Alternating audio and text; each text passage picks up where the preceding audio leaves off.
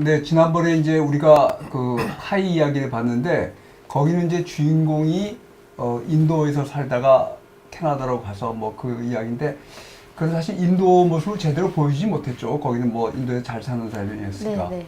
근데 이제 인도가 지금은 많이 변했지만, 한때는 정말 인도에는 인도의 길거리, 특히 이 캘커타 이런 데는 정말 천당과 지옥이 공존하는, 네?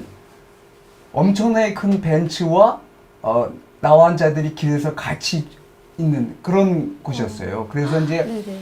우리나라에서 실제로 그런 점에서 인도 여행을 간 사람들이 많습니다. 지금은 좀 변했지만 인도는 여전히 그런 면이 있죠. 지금은. 그래서 원래 이제 제가 이 영화를 추천한 것은 그런 인도의 실상을 한번 같이 보자. 그럴 것도 있습니다. 우선 인도라는 것이 워낙 복잡한 사회고, 근데 이제 또 굉장히 다원어 사회고 굉장히 그 각 지방마다 사인이 맞는 사회인데, 그래서 지난번에 파이 이야기에서 우리가 인도의 제대로 된 모습은 보지 못했다 이런 생각이 들어서 봤는데, 그런 그 인도의 모습을 보여주는 건 못지않게 더 큰 이유는 우리가 이제 영화나 뭐 소설이나 영화나 이런 게 다 오락이나 이런 여가 활동인데 그게 이제 감동을 줄 수 있단 말이죠.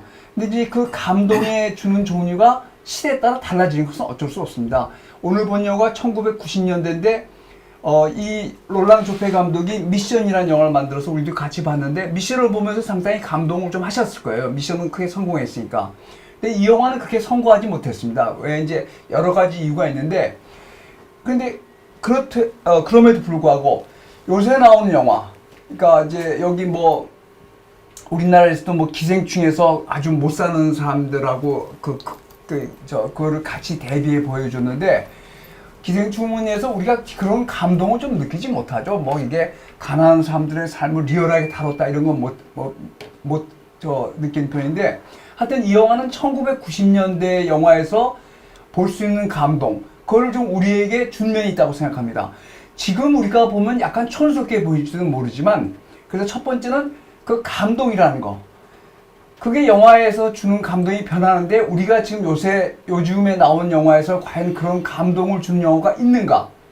전 좀 아니라고 보는데, 하여튼 이 영화는 원작이 워낙 좋습니다. 원작이 제가 들고 있는 이 소설인데, 도미니크 라피라고 프랑스 사람인데, 이 사람이 쓴 소설인데, 제목을 번역자들이 왜 그랬는지 모르는데 목마른 사람들이라고 번역했는데 원래 이 원작의 제목도 시티 오브 조이입니다. 그러니까 환희의 도시인데 그게 굉장히 역설적인 말이에요. 그건 뭐냐면 캘커타가 지금은 많이 변했지만 80년대 90년대 초반까지도 정말 천당과 지옥이 길거리에 공존하는 도시였어요. 벤츠 500하고 나환자가 같이 지나가는 그런 도시였습니다. 벤츠가 고급 수용차가 지나면 그걸 따라서 구걸하는 애들이 막 수십 명씩 따라 붙고 이런 도시였는데 캘커타가 지금은 많이 변했습니다. 그렇지만 90년대까지 캘커타에는 그런 것이 공존했는데 이 목마른 사람들이라는 소설, 이제 이게 문해출판사를 번역을 했는데 그 환희의 도시가 굉장히 역설적인 도시예요. 그런 캘커타에서도 제일 비난하는 곳, 그러니까 주로 나환자들이 정말 기거하고 오갈 데 없는 사람들이 판자촌도 그런 판자촌이 세상에서 최악의 판자촌이 공존하는 있는 곳에 오히려 삶의 환희가 존재한다는 거죠. 그러니까 굉장히 역설적인 단어입니다. 이 환희의 도시란 말이. 그러니까 근데 그게 실제 그랬다는 거죠. 이제 이 소설의 요지는 뭐냐면 나환자들 그렇게 정말 엉망인 도시의 그 공간에서조차도 삶에 대한 환희가 존재하더라. 그러니까 지금 주인공이 여기 이제 이 소설의 주인공은 영화의 주인공은 소설의 주인공은 많이 다른데 주인공이 그거 아니에요. 미국에서 굉장히 잘 나가는 의사의 아들이 의사인데 수술하다 실수해서 환자가 죽었습니다. 그러니까 얘가 이 친구가 이제 그런 자기 의사 생활에 회의를 느끼고 근데 사실 그거는 그 전부터 그랬다는 거죠. 그래서 이제 아마 인도에 찾아간 이유가 인도가 그런 천당과 지옥이 공존한다고 해서 뭐 그런 걸 보려고 갔는데 거기서 엉뚱하게도 시티 오브 조이에 가서 정말 비참하게 짝이 없는 그 공간, 아까 이제 어떤 분이 그랬는데 여기 이제 소설은 그 이야기가 나와요. 이게 나환자들하고 아주 어려운 삶이 살고 뭐 곤충, 해충, 쥐새끼 뭐 별것들이 살기 때문에 처음에 간 사람들은 그 냄새 때문에 살지 못한대요. 그러니까 정말 이거는 영화에서 보여줄 수 없는 저거죠. 영화는 시각적인가 이제 시각적인 걸 보여주려고 노력은 했는데 정말 그 냄새가 지독하답니다.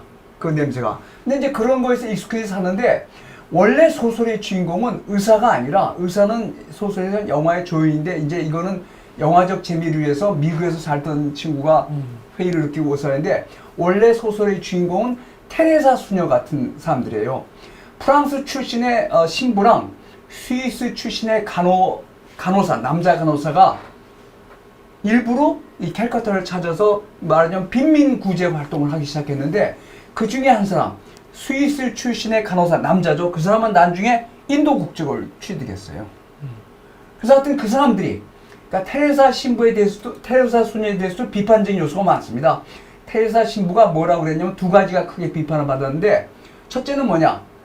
테레사 신부가 구호하는 것은 병원을 세우는 게 아니었어요. 아주 극악한 상황에서 사람들이 죽을 때 최소한의 존엄을 갖고 죽게 하는 그런 장소를 공간하기 위해서 비난도 사실 많이 받았습니다. 왜 그 사람들 치료 안 해주냐 그런 비난도 받고, 둘째는 테레사 수녀가 피임하고 낙태를 강력하게 반대했어요. 근데 사실 당시에 그 벵갈이나 이런 지역에서는 태어나는 것 자체가 지옥이에요. 근데 테레사는 피임하고 낙태를 강력하게 비난해서 많이 비난을 받았는데 어쨌든 그런 공동체가 존속한 거, 그런 공동체에서도 마피아가 있습니다. 여기도 잠깐인데 그 마피아가 그 사람들의 대부예요. 그 사람들의 목숨을 잡고 있는 거예요. 그리고 정부의 조직 체계는 철저히 부패고. 근데 그런 그 공동체가 어떻든 살아남은 것은 이 정말 익명의 그 신부나 외국인, 말하자면 지금 말하면 자원봉사자들, 그 사람들이 덕분에 그 공동체 시티 오브 조이가 어떤 언론에 알려지고 뭐 그렇게 됐죠. 그러니까 테레사 수녀 이야기, 테레사 수녀가 이 근처에서 활동을 했거든요. 그래서 그런 게 섞여 있는 이야기인데, 하여튼 어쨌든 그 원래 이 소설이 약간 르포 비슷합니다. 르포타주 비슷해서 픽션이라기보다는 르포적인 면이 굉장히 강한데, 그 신부랑 간호사들의 이야기는 감동적인데, 실제로 우리나라도 6.25 전쟁 끝내고 정말 그 푸른 눈의 외국인들이 우리나라 와서 아주 헌신적으로 산 분들이 있거든요. 근데 정말 그들의 삶은 지금 들어봐도 굉장히 감동적이더라고요. 그러니까 우리나라도 옛날에 소록도에 그분들이 제일 먼저 들어가가지고, 그래서 나중에 이제 그에 감동받은 분들이 들어서, 제가 이제 개인적으로 잘 아는 저 외과 의사가 있는데, 그 양반은 서울대에서 레지던트를 하다가, 그 서울대 교수 자리가 예약됐는데 그걸 관두고 소록도로 내려갔어요. 그래서 여수에 무슨 인해병원인가인데 거기에 이제 성형외과 과장이 있는데, 저도 이제 그 양반 집을 한번 가봤어요. 근데 이제 그 부인도 있고 딸들이 있는데, 이 양반이 농담으로 그러더라고요. 여기서 있으면, 그러니까 순천에 그 양반이 살았는데, 제가 이제 저 선생님 따라서 그 양반 댁에 가봤는데, 이 양반이 이제 밥을 먹어서 우리도 참 기가 막혔죠. 에? 그런 삶을 살 수 있겠어요? 그 서울대 교수가 되게 이런 내정이 되는데 그걸 집어치우고 소록도 갔는데 웃으면 이러더라고요. 여기 있으면 말이죠. 다른 건 몰라도 이 관절 수술은 엄청 해요. 그래서 그 양반이 지금 대한민국뿐 아니라 세계적인 이 관절 전문가예요. 그래서 이제 거기서 은퇴하셔서 어디 분당에 의사 있는데 그 양반 웃으면서 그런 말을 하더라고요. 그래서 참, 그러니까 그런 양반들 앞에 서면 우리가 살아온 삶이 참 정말 초라해지죠. 네? 그렇잖아요. 어쨌든 관절 수술을 많이 했지만 거기 가서 나환자들을 직접 하는 게 쉬운 일이 아닌데, 하여튼 어쨌든 그래서 그런 감동이 지금 사실 불가능한 시대죠. 우리가 굉장히 물질적으로 풍요로워지고 다 자기 이웃이 자기보다 얼마나 잘 사나, 나는 저 사람보다 왜 못 살지? 저 사람은 30평 아파트에 사는데 나는 왜 20평 아파트밖에 못 살? 이런 상대주의적 그런 게 빈곤감이 굉장한 시기에 이런 감동을 한번 느껴보는 건 어떨까? 네? 그래서 옛날에 박완서라는 분이 이제 돌아갔지만 뭐 부끄러움을 가르칩니다. 이런 소설도 쓰고 그랬는데, 이런 우리 시대에 이런 게 한번 필요하지 않을까? 그래서 제가 이 영화를 보자고 추천했습니다. 네, 감사합니다. 지금까지 송규영